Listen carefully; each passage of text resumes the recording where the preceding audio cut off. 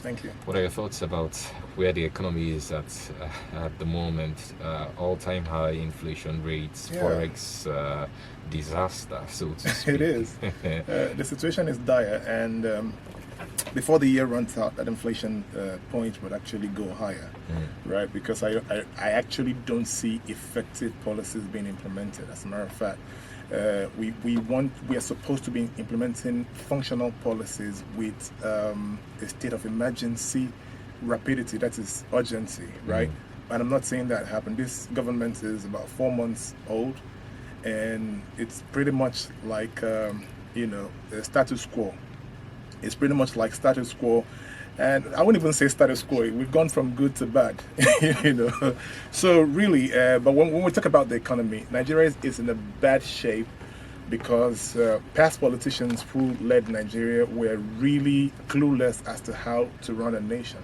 I said on this radio station a couple of years ago that countries must be run as businesses, right? If any businessman, if Dangote ran his company like politicians have run Nigeria, the last couple of years, he'll be out of business, right? Okay. Countries must be run like businesses. That means you must get competent hands, people who understand economics, people who understand human leadership, people who understand policies to run things, right? As we can see, it's not just national, it's happening in Enugu as well. And like I said, it's simply because we lost, we failed to jump at opportunities to industrialize, right? So there are two things you have to consider. Why Nigeria is where it is today economically. There are many reasons, but I want to talk about two. One is the high cost of the dollar. Two is the high cost of petroleum products, right? So I'll start with the dollar. When you talk about the supply and demand curve, if you start buying any product right now, it doesn't matter what that product is. If demand is higher than supply, what you will see are soaring prices, right? So the demand for the dollar is very, very high in Nigeria. And so what that naturally does to the dollar is give it more value. And so that demand alone makes the dollar very expensive.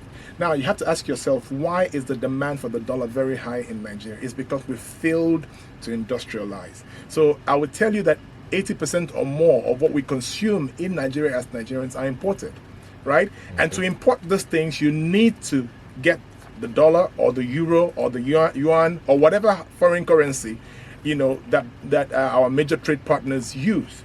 You have to buy these from them, right? And so what you're doing is that you're taking your naira to the bank or to the black market and exchanging it for this foreign currency so that you can go to their countries and buy these commodities that we consume. Now, as long as we continue to do that, the values of these currencies will continue to rise, right? And Nigerians will continue to go poorer and poorer, and our economy is drained, right? Because what we're doing is that all your hard-earned money, Yagazi, that money that you're paid at the end of a month, that money that I earn every month, we all take it, go to the market, give it to the trader who sells beverages, toothpick, clothing, or whatever. Now, these things that we're purchasing come from overseas. So we give them our naira in exchange for these commodities or services. What they do in turn is gather these billions of naira that Nigerians spend monthly, convert them to foreign currencies, and ship them out of the Nigerian economy. That movement of cash out of the Nigerian economy is what's draining our economy and destroying our economy. And so I have said a number of times that it's not rocket science to get Nigeria working again. What we need to do is declare a state of emergency on industries or industrialization. So with this new government, what I expected is for them to open up the Nigerian economy, call for investors. If there's somebody in China who wants to come here, as a matter of fact, we should insist, if you want to continue to do business with Nigerians, come here, set up a factory.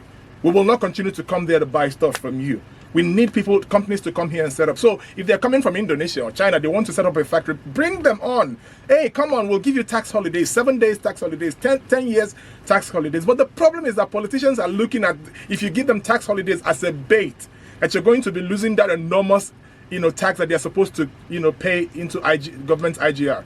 But you're forgetting that if you bring them here to set up factories and they employ thousands of Nigerians, these thousands of Nigerians pay income taxes. And so you gain taxes from there as well. So what we must do now is scale industries. Enugu State must do the same thing, scale industries. Okay, skill Enugu industries. State must All do right. that. Nigeria must do that as a matter of urgency.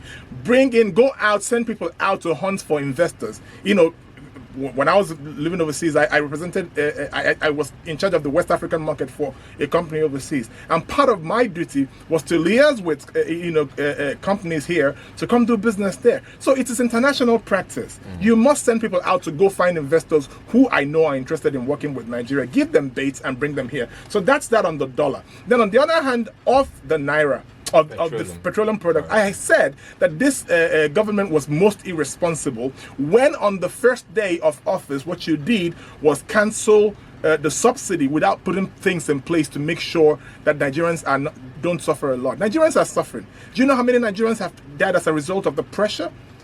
People have died of strokes or heart attacks because it's not feasible.